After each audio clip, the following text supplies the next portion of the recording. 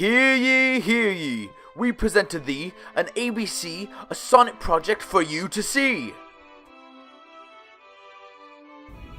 Astrophil and Stella was a collection of English sonnets written by Sir Philip Sidney. It is said that the sonnets were written in the 1580s. Many describe Astrophil and Stella as the first great English sequence. The creation of this English masterpiece began the trend of sonnets in England. The sonnet was revolutionized in Britain. This was because many of the greatest poets and composers came from there. Many different variations of the sonnet were created in Britain, such as the Shakespearean version or the Spenserian version. Although the sonnet gained popularity in Britain, it originated in Italy. Samuel Daniel was believed to have been born in 1562 in Taunton, England. Later in life, he traveled across Europe visiting poets as he worked for the English ambassador. He then became a tutor for Lady Anne Clifford, where he met the Queen of England. During his time as a tutor, he wrote pieces of poetry, dramas, and critical essays such as some of the following: Delilah in 1592, The Complaint of Rosamond in 1592, The Tragedy of Cleopatra in 1594, and Poetical Essays in 1599. Queen Anne was pleased with his works and asked him to write a masque. In the masque, she danced. Due to the success of his masque, the Queen gave him rights to license plays for the boy actors of Blackfriars Theatre. He passed in 1619. Many of the greatest poets and poems existed during the Elizabethan era. This is a time period between 1580 and 1603. Sonnets were introduced and revolutionized during this area, for many of the greatest poets were at their prime during this time, such as Shakespeare, Greville, Daniel, and Drayton, all people extremely famous for their amazing sonnets. What makes a sonnet unique is the use of 14 lines in the poem. Sir Fulke Greville is a prominent poet of his time. He was born on October 3, 1554, in Beauchamp Court, Warwickshire, England. In 1568, he became part of the staff at the University of Cambridge, and he was given a post at the court of the Welsh Marches in 1576. Throughout this time, he became a good friend of Sir Philip Sidney, a fellow poet. He went on to write the life of the renowned Sir Philip Sidney in 1652, which is a biography of his life. In 1633, he produced his first sonnet collection, Celica. It was different than all other Elizabethan poems because it was more realistic and ironic than the normal fantastical essence of most poems of that time. He gained the liking of many prominent figures in the English nobility, such as Queen Elizabeth.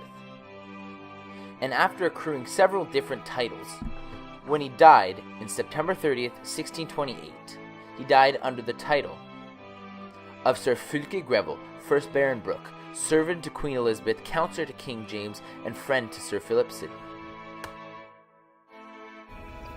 Henry Howard was believed to have been born in 1517 in Huntston, England. Through a lineage of his father, he became the Earl of Surrey. With his father, he lived at Windsor Palace from 1530 to 1532. Through familial ties, he married Lady Frances de Vere. Due to a suspicious death, he was confined to Windsor Palace. During this time, it was believed that he wrote most of his works. Henry followed in the footsteps of Sir Thomas Wyatt and translated Italian sonnets to English poetry. Those retranslations would later become key adaptations that would shape English literature and English sonnets. Henry was also responsible for developing the sonnet form that Shakespeare used. On January 13, 1547, he passed. The majority of his works were first published then, 10 years after his death, in 1557. The iambic pentameter is a writing style that is commonly used in English poems and sonnets. Many of the greatest poets, such as Shakespeare, uses this in their sonnets. An iambic pentameter details the type of rhythm which is known as a meter. The meter is measured in feet, or small groups of syllables. Iamb describes the type of feet. An iamb is a short syllable followed by a long syllable. Pentameter describes the amount of feet in a line. In this case, it's 5. John Donne was born sometime in 1572, though the exact date is uncertain. He was born into a very religious family, and his Catholicism played a very important part in his life. This religion influenced his poetry. During the 1590s, Donne spent many of his years with women, and that was what sparked his very famous love poems. After his brother was imprisoned and killed because of his religion, Donne wrote very interesting pieces on the topic. Donne's poetry also had a unique style, as he preferred to couple the ending sestet in a sonnet. John Donne passed on March 31st, 1631. John Keats is an extremely prevalent poet of his time. He was born in 1795 in London, England. In his youth, he was encouraged by several professors to pursue poetry and music. His first piece, Endymion, was met with poor reviews, although that did not stop him. He began to write sonnets. His most famous piece was called On First Looking into Chapman's Homer. Several other pieces were created after that, but he was not able to pursue his career to its end, as Keats died tragically in 1821 at the age of 26 from tuberculosis. The theme that tends to center sonnets is love. Sonnets are written as a form of love letter. One of the greatest love letters was written by Petrarch, containing 366 lyrics, of that 317 true sonnets. He addressed this to the woman he loved, Laura. Michelangelo is one of the most distinguished artists, sculptors, and architects of his time. He was born in 1475 in Caprese, Italy. Although most of his most famous works were paintings, such as the Sistine Chapel, or other sculptures, in his life he wrote almost 300 sonnets. His sonnets are a prime example of the Petrarchan rhythm scheme. These are some of the first examples of poems being written from one man to another, way before Shakespeare did. Michelangelo passed in 1564. Nicholas Grimald was believed to have been born in 1519 in Huntingdonshire, England. He obtained his Masters of Arts at Oxford University. He was included in the first edition of Tottel's Miscellany, which included 40 of his works. The later versions of the book included less of his pieces due to his inconsistency in religion. Though, he then went on to write 2 religious plays in Latin. Those being a tragicomedy called Christus Redivivus in 1543, and a tragedy about John the Baptist called Archipropheta in 1548. Grimald passed in 1559. Many years later, in 1925, L.R. Merrill collected his surviving plays and poems, edited them, and published them.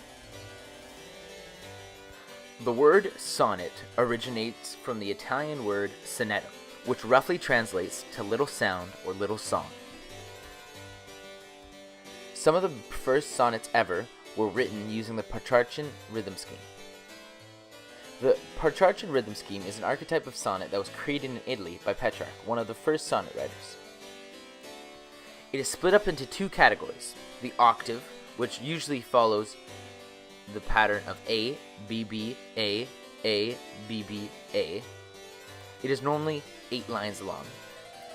Then comes a volta, or a turning point, where it leads into the sestet, normally 6 lines, following the pattern of C, D, E, C, D, E. The Faerie Queene was a grouping of sonnets written by Edmund Spenser, one of the greatest sonnet writers of his time. In all, 6 books were published, each totaling around 5,000 lines per book. The stories were normally a collection of myths and legends from medieval English folklore. Italian or Petrarchan sonnets are comprised of an octave and a sestet. The octave goes by the rhyme scheme of this or this, and the sestet follows with a rhyme scheme of this or this. English or Shakespearean sonnets follow this rhyme scheme. The Spenserian rhyme scheme is a sonnet archetype created by Edmund Spenser, a famed sonnet writer. Unlike normal rhyme schemes, this one follows an alternating rhyme. going A, B, A, B, B, C, B, C, C, D, C, D, E, E. Songs or sonnets, otherwise known as Tottel's Miscellany, was a collection of works. The poets included in the book were Sir Thomas Wyatt, Henry Howard, Earl of Sussex, and Nicholas Grimald. The publication of their poetry made the poets widely known in the late 16th century. Tottel's Miscellany was the first published in 1557 by Richard Tottel. After the overwhelming popularity of sonnets in Europe, sonnets began moving throughout the world. A prime example of this is in India, where many amazing poems were written in Urdu. These poems are called Urdu love poetry. An in-depth analysis of these poems show that the authors took a lot of inspiration from English poets. In the sonnet, the change from octave to the sestet is often a dramatic shift in the poem. This turn is called the volta. Volta is an Italian word for turn.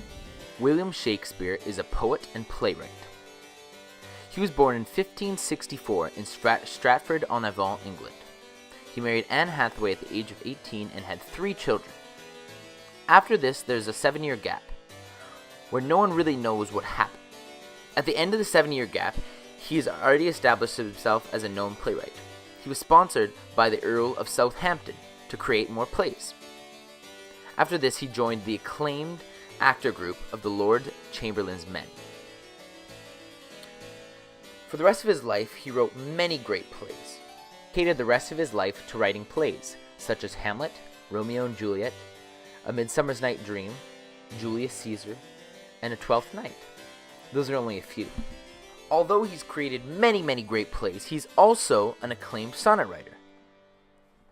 He published 154 sonnets in his collection called Shakespeare's Sonnets. This was published in 1609. Sadly, William passed on April 23, 1616, but his legacy remains, as he is now known as the greatest figure of English literature.